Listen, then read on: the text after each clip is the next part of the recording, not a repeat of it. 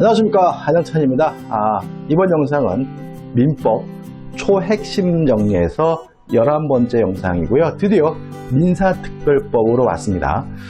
이번 영상에서 주택임대차보호법하고 상가건물임대차보호법하고 집합건물법 요 세 가지 법을 정리하고요.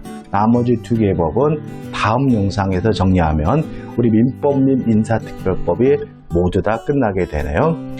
자, 요 각각의 이 민사특별법은 15% 총 6문제가 출제가 돼요. 그래서 각각의 법에서 한 문제씩 출제가 되고 주택임대차보호법이나 부동산 실명법에서 두 문제가 출제되는 경우가 있어요. 그래서 한 문제가 출제된다. 근데 주택임대차보호법하고 부동산 실명법에서는 두 문제가 출제되는 경우가 있다. 이렇게 생각하시고 정리하면 되거든요. 조금 까다롭게 느껴지시는데 실제로 까다로운 게 아니라 진짜 맨 뒤에 붙어 있기 때문에 공부를 등한히 해서 까다로운 것뿐이지 까다롭지는 않습니다. 자, 정리를 해보도록 하죠. 자, 일단 주택임대차보호법입니다. 주택임대차보호법의 적용 범위예요. 주거용 건물에 대해서 적용된다. 자, 주거용 건물인지 아닌지를 판단하는데 첫째, 실질적으로 판단한다. 따라서 공부상 용도가 상가라고 되어 있더라도 공부상 용도가 당구장이라 되어 있더라도 실질적으로 주거용으로 사용하고 있다면 주택임대차보호법을 적용하고요. 두 번째, 임대차 계약시를 기준한다. 따라서 임대차를 계약할 때 주거용 건물이라면 주택임대차보호법이 적용되고요. 세 번째, 일부가 비주거용으로 쓰이고 있는 경우에도 주택임대차보호법 적용된다. 네 번째, 자연인이어답니다. 임차인이. 따라서 외국인에 대해서는 주택임대차보호법이 적용되지만 원칙입니다. 예외는 있어요. 원칙적으로 법인이 임차인인 경우에는 주택임대차보호법 적용되지 않는다는 거 주의하셔야 되겠죠. 자, 존속기간을 보장하죠. 몇 년을 보장하죠? 2년을 보장합니다. 자, 법정갱신입니다. 만료 전입니다. 요건이죠. 만료 전 임대인은 6월부터 1월이에요. 임차인은 만료 전 1월까지예요. 그러니까 임대인과 임차인 요건이 다른 거예요. 그 다음에 조심할 것은 최근에 6월부터 2월까지 해서 1월을 2월로 개정했거든요. 근데 그 개정된 사항은 12월 달에 시행이 되기 때문에 우리는 개정된 것이 아니라 기존의 것으로 답을 선택을 해야 됩니다. 왜냐하면 시험 보는 날 기준으로 시행되고 있는 법이 정답이거든요. 그래서 개정됐지만 옛날 거를 기억해 두셔야 돼요. 그래서 임대인은 만료 전 6월부터 1월, 임차인은 만료 전 1월까지 특별한 의사표시가 없었다면 자동으로 갱신되는데 이게 주택임대차의 법정갱신입니다. 존속기간은 또다시 2년입니다. 다만 임차인은 언제든지 자유롭게 해지 통지할 수 있고요. 임차인이 해지 통지하면 3월이 경과하면 소멸되게 된다는 거 꼭 기억해 두시기 바랍니다. 그 다음 이제 문제는 뭐냐면, 자, 대항력을 인정해 주거든요. 그래서 주택임차인은 인도받고 주민등록하면 이길 날 대항력을 취득하게 돼요.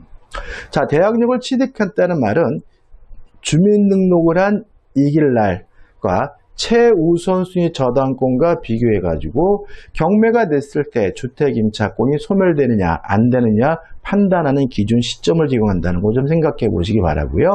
자, 이러한 대항력이 인정되려면 주민등록이 정확해야 돼요. 주의하실 것은 첫째, 전입신고만 정확하면 된다. 따라서 전입신고가 정확히 됐다면 주민등록부에 잘못 기재가 됐더라도 대항력이 발생한다. 다세대 주택은 집원, 동호수까지 정확해야 되고 다가구 주택은 집원만 정확하면 된다. 따라서 다가구 주택의 경우는 집원이 아니라 동호수가 기재되지 않았거나 동호수가 잘못됐더라 하더라도 집원만 정확하다면 다가구 주택은 대항력이 인정된다는 거 꼭 기억해 두셔야 되겠죠. 그 다음에 대항력의 내용입니다. 일단 양수인 새로운 소유자에게 대항할 수가 있습니다. 따라서 보증금 반환을 누구한테 받냐면 양수인 새로운 소유자에게 돌려받고요. 원칙적으로 양도인인 전 소유자에게는 보증금 반환을 청구할 수 없다는 거 주의하시기 바라고, 두 번째, 경매가 됐을 때 그 대항력을 취득한 시점과 최우선순위 저당권과 비교해 가지고 소멸 여부가 결정된다. 이 두 가지만 기억하시면 되겠죠. 자, 그 다음에 이제 우선 변제권이죠. 자, 인도학 받고 주민등록했어요. 대항 요건을 갖추고 있는 주택 임차인이 확정 일자까지 갖추면 뭐가 인정되냐면 우선 변제권이 인정돼요. 자, 우선 변제권이 인정된다는 말은 경매가 이루어졌을 때 확정 일자일을 기준으로 배당 순위가 주어진다는 말에 불과한다는 거죠. 다시 말하면 저당권이 우선 변제권이 있다는 말은 저당권자는 등기된 시점을 기준으로 배당 순위가 결정되는 것이니까 확정 일자라면 주택 임차인에게 우선 변제권이 있다는 말은 확정 일자를 기준으로 해서 배당 순위가 결정된다는 말을 의미하니까 기억해 두시기 바라고요. 그 다음에 기타 이제 몇 가지 사항이죠. 차임 등의 증액 청구는 20분의 1을 초과하지 못하고요. 한번 계약 또는 증액이 있은 후에는 1년 이후에는 또 하지 못한다는 거 주의하시기 바라고요. 세 번째로 주택 임차인은 강제 경매를 신청할 수 있습니다. 강제 경매를 신청하고자 할 때는 집 비워주지 않고 강제 경매를 신청할 수 있다. 읽어보면 반대 의무의 이행 또는 이행의 제공을 집행 개시 요건으로 하지 아니하므로 주택 임차인은 강제 경매를 신청하기 위해서 목적물을 반환하지 않아도 강제 경매를 신청할 수 있는 거죠. 그러면 그 주택을 언제 돌려줘야 되느냐? 실제로 보증금을 수령할 때 반환하면 되는 거죠. 그 다음에 임차권 등기 명령 제도입니다. 자, 임차권 등기 명령은 누가 신청하느냐?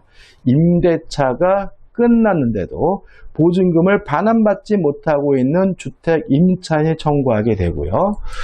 효과는 대항 요건을 상실하더라도 이사 가더라도 주민등록에 말소되더라도 이미 취득한 대항력과 우선 변제권은 뭐 되지 않습니까? 소멸되지 않는다는 거죠. 그래서 임차권 등기 명령 제도에 따라서 등기해 놓으면 이사를 갈 수가 있는 거죠. 근데 문제는 이사를 갔어요. 다시 말하면 임차권 등기 명령 제도에 따른 임차권 등기가 격려된 주택에 누가 새로 이사 왔거든요. 그 사람은 소액이라 하더라도 뭐 받지 못해요? 보호받지 못한다는 거 잊지 마시기 바랍니다. 다시 말하면 임차권 등기 명령 제도에 따른 임차권 등기가 있는 주택의 새로운 주택 임차인은 소액 임차 보증금죠. 보증금 중 일정액에 대해서 우선 변제를 받을 권리가 인정되지 않는다는 거 꼭 기억해 두셔야 되겠죠.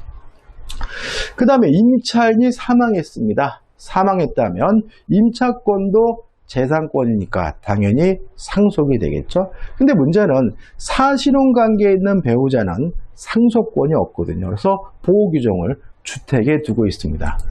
만약에 상속권자가 없다면 사실혼 관계에 있는 배우자가 임차권을 승계하게 되고요.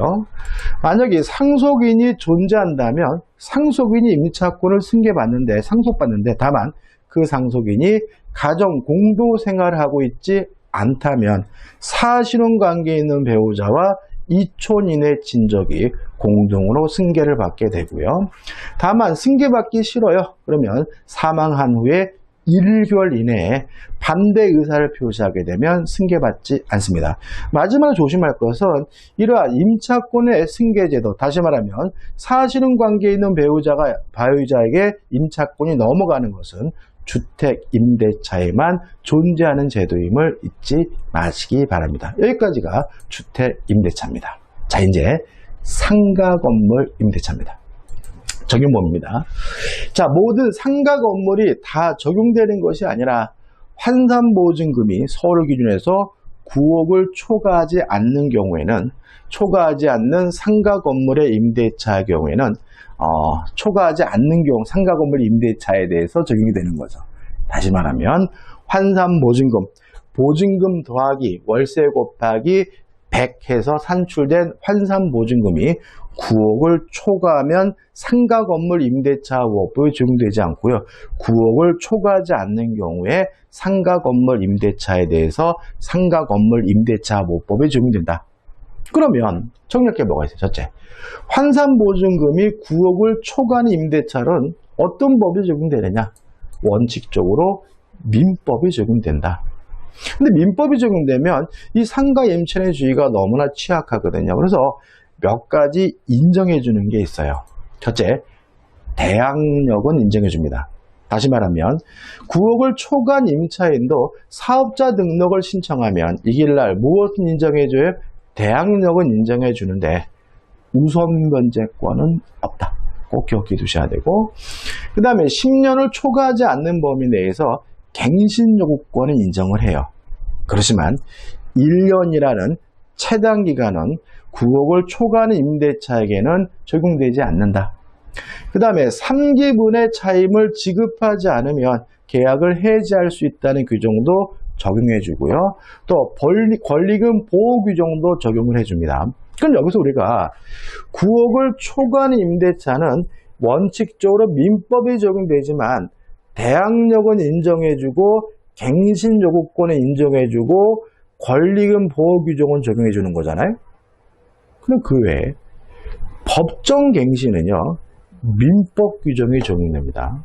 또 임차권 등기 명령 제도도 9억을 초과하는 임차인에게는 인정되지 않습니다. 또 적혔지만 우선 변제권 인정되지 않고요.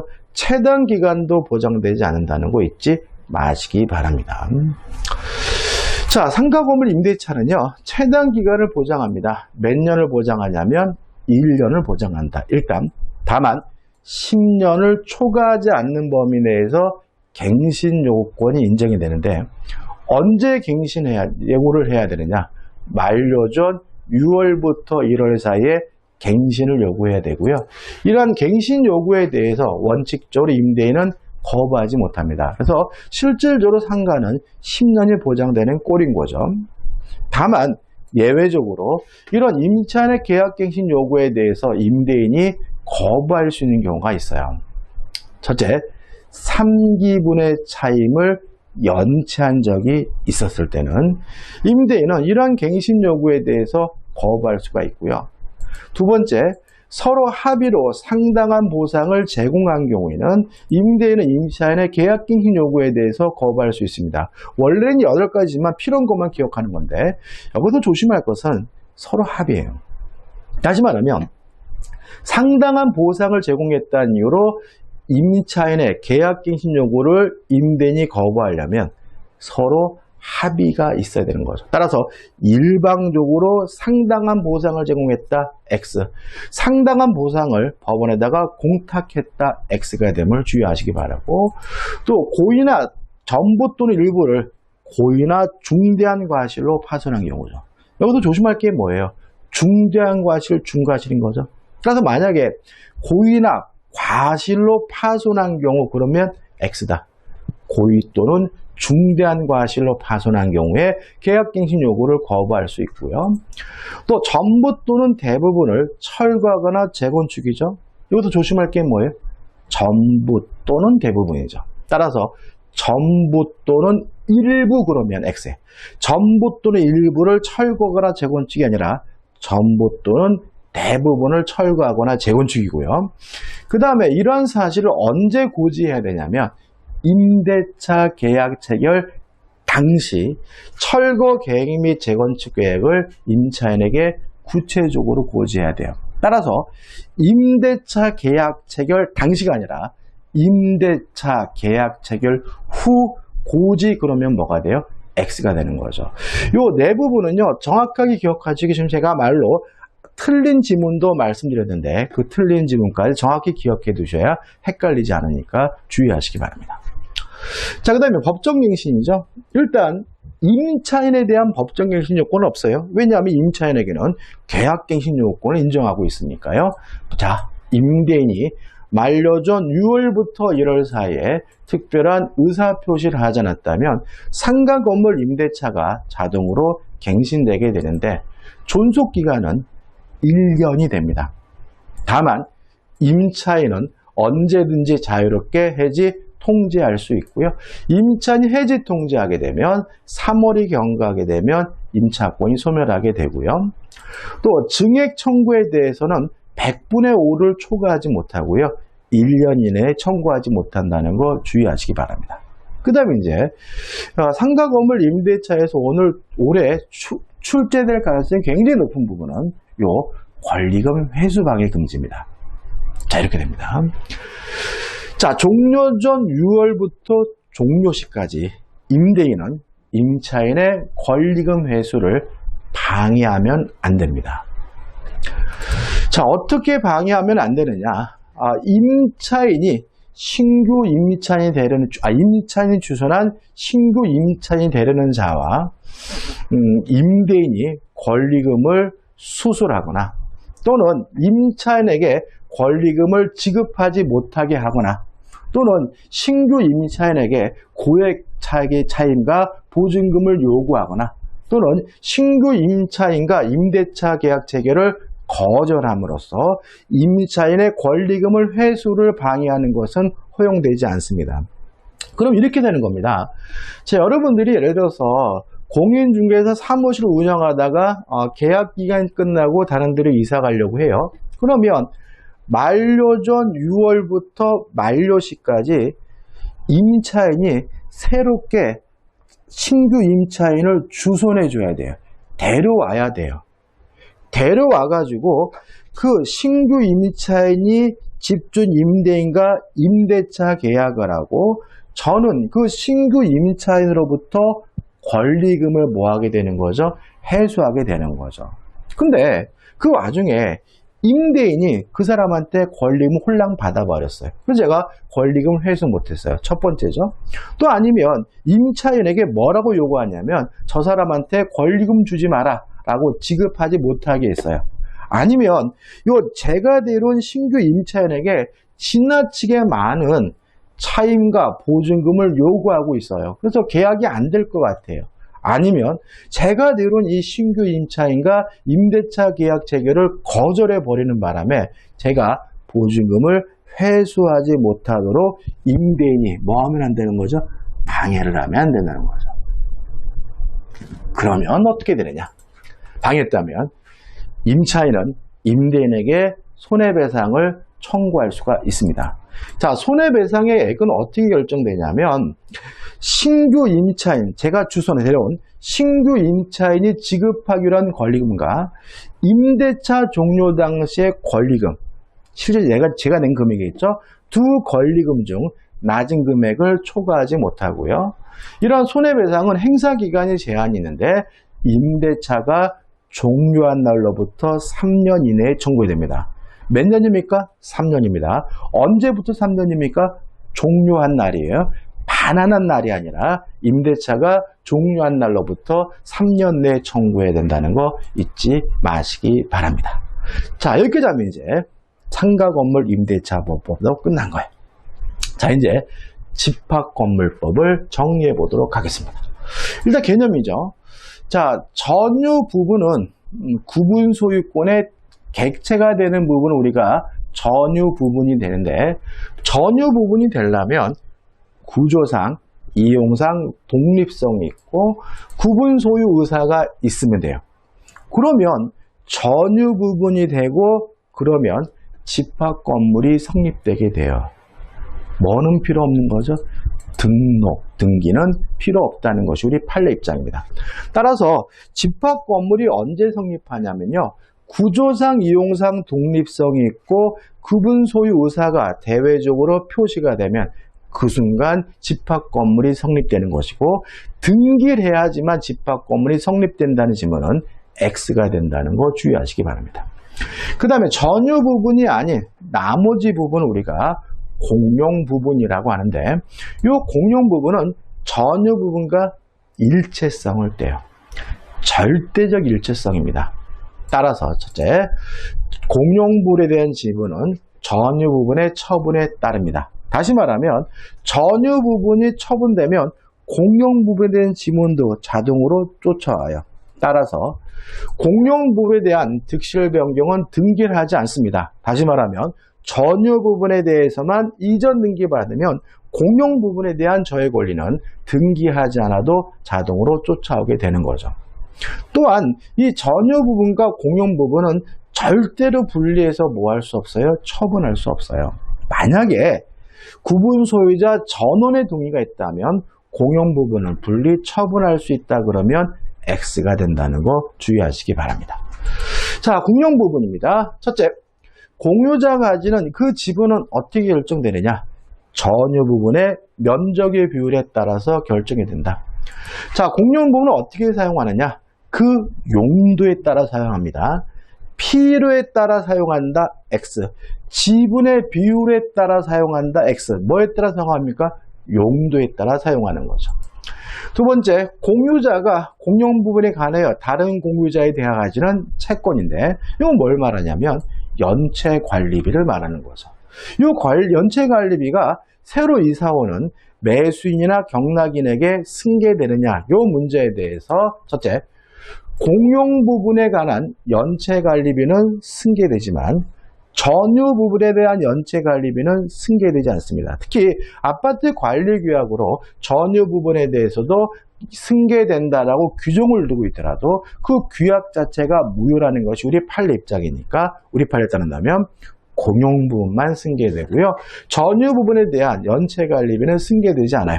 마지막으로 공용 부분의 연체 관리비 중 원금만 내면 됩니다. 연체로 지연배상금은 승계되지 않는다는 거 주의하시기 바랍니다. 네 번째, 공용 부분을 변경할 때는요. 원칙적으로 4분의 3 이상의 찬성이 필요합니다.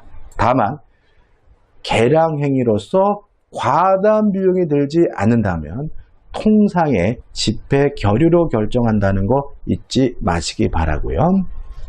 그 다음에 대지 사용권이죠.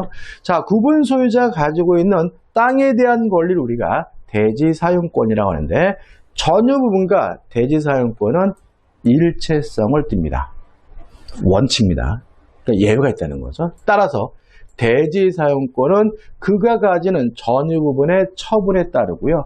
따라서 전유 부분을 이전 등기받으면 대지 사용권에 대한 권리는 이전 등기 없이 자동으로 저에게 넘어오게 된다는 거 주의하시기 바라고, 일체성을 띠기 때문에 전유분과 분리하여 대지 사용권을 분리해서 처분할 수는 없습니다. 근데 원칙적 일체성이라고 했죠. 다시 말하면 규약으로 달리 정했다면 규약으로 분리 처분을 가능하게 할 수가 있고요. 특히 만약에 규약에 분리 처분을 못한다라는 금지 규정을 두고 있다면 등기해야 되고, 등기하지 않고 있다면 선의 제3자에게 대항하지 못한다는 거 주의하시기 바랍니다. 그 다음에 집합 건물에 관한 담보 책임입니다. 첫 번째 기억할 것은 강행 규정이에요. 자, 매도인의 담보 책임은 임의 규정이기 때문에 배제할 수도 있고 변경할 수 있어요. 당사자 간의 특약으로. 다만 집합건물법으로 하면 강행 규정이고 편면적 강행 규정이기 때문에 집합건물법과 민법에 규정된 것보다 매수인에게 불리한 특약은 무효고요. 그 다음에 1차적으로는 담보 책임을 누가 부담하냐면 매도인인 분양자가 부담하게 됩니다. 다만 쉽게 말씀드리면 분양자가 망하면 2차적으로 시공자도 담보 책임을 부담하게 된다는 거 기억해 두시기 바라고요. 그 다음에 시험에 잘 나오는 것은 이 담보 책임 기산점, 시작점이에요. 자, 전유 부분은 언제부터 시작하냐면 인도한 날, 인도받은 날부터 제척 기간이 시작되게 되고요. 공용 부분은 언제부터 시작하게 되냐면 사용 검사일 또는 사용 승인일부터 시작하거든요. 그러면 존속 기간은 어떻게 되느냐? 존속 기간 잘 알렵니다.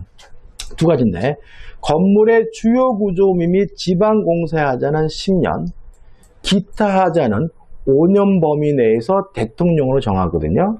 대통령까지 나올 건 아니니까 우리는 뭐죠? 10년이다 이렇게 생각하시면 돼요. 자, 한번 정리해 볼게요. 자, 집합 건물의 담보 책임의 제척 기간은 10년인데 전유 부분은 언제부터 시작합니까? 인도한 날, 인도받은 날부터 시작하게 되고 공용 부분은 사용 검사일 또는 사용 승인일부터 시작한다는 거 기억해 두시면 되겠죠.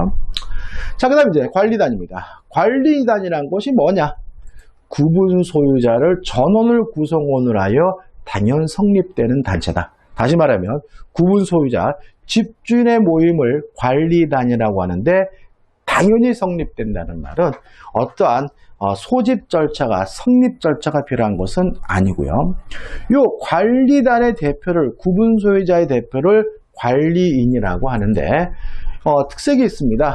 언제 선임되느냐? 구분 소유자가 10명 이상일 경우에 선임 의무가 발생하고요. 중요한 것은 두 번째죠. 구분 소유자일 필요가 없습니다. 따라서 세입자도 구분 소유자의 대표인 관리인이 될 수가 있고요. 임기는 2년 범위 내에서 규약으로 정하게 됩니다. 그 다음에 관리위원회라는 게 있는데 이 관리위원회는 필수 기관이 아니에요. 규약으로 정한 바에 따라 관리위원회를 둘 수 있다라고 되어 있으니까 관리위원회는 있을 수도 있고 없을 수도 있어요. 그럼 관리위원회는 뭐 하는 사람이냐? 관리인의 사무집행을 감독하는 사람들인데 주의하실 것은 관리위원회 위원은 구분 소유자 중에서 선출한다. 관리위원회 위원은 구분 소유자여야 합니다. 좀 균형이 안 맞는 것 같죠? 그래서 우리가 구분 소유자의 대표인 관리인은 구분 소유자일 필요가 없지만 그 관리인의 사무 집행을 감독하는 관리위원회 위원은 구분 소유자이어야 한다는 거 꼭 기억해 두셔야 되는 거죠. 그 다음에 규약에 대해서는 한 가지만 기억하시면 돼요. 규약을 설정할 때도, 변경할 때도, 폐지할 때도 4분의 3 이상의 찬성이 필요하다. 그 다음 관리단 집회에 대해서 첫째 기억할 것은 소집 절차인데 집회일에 일주일 전까지 목적사항을 명시하여 통지해 줘야 되고요. 만약에 구분 소유자 전원의 동의가 있다면 이러한 소집 절차를 생략할 수가 있고요. 세 번째, 통지한 사항에 대해서만 결의할 수가 있습니다. 만약에 통지한 사항이 아닌 다른 사항에 대해서 결의했다면 그러한 결의는 무효가 된다는 것이 우리 판례 입장이라는 거 기억해 두시기 바랍니다. 자, 이제 마지막으로 재건축입니다. 자, 일단 5분의 4 이상의 결의가 필요합니다. 자, 5분의 4 이상의 결의의 의미에 대해서 우리 판례는 전체 주민의 5분의 4가 아니라 각 건물별, 각 동별 5분의 4 이상의 결의가 필요하다는 입장이고요. 자, 반대자를 어떻게 처리하게 되냐면 일단 반대자에 대해서 참가 여부를 서면으로 체고하게 되고요. 만약에 이러한 체고를 받은 반대자가 2월 이내에 회답하지 않는다면 참여를 거부한 것으로 확정이 됩니다. 이렇게 참여를 거부하기로 하는 분들이 확정이 되면 이제는 구분 소유권 및 대지 사용권을 시가에 따라 매도할 것을 청구하고 시가로 매수해서 뭘 하면 되는 거죠? 재건축을 시작하면 된다. 간단하게 기억하시면 돼요. 그 다음에 복구입니다. 만약에 일부가 멸실됐어요. 멸실 부분의 가액이 2분의 1 이하예요. 2분의 1을 초과하지 않았어요. 그러면 통상의 집행률이 과반수의 찬성으로 하면 되고요. 만약에 2분의 1을 초과했어요. 그러면 5분의 4 이상의 찬성이 있어야 복구 결의할 수 있다는 것까지 정리하시면 되겠죠. 여기까지 정리하면 이제 집합건물법도 정리가 됐네요. 자, 여기까지고요. 이제 다음 영상에서 이제 마지막으로 가등기 담보법하고 부동산 실명법 해가지고 초핵심 요약 강의가 끝나게 됩니다. 자, 이 영상이 도움이 되셨다면 구독, 좋아요 부탁드리겠습니다. 고맙습니다.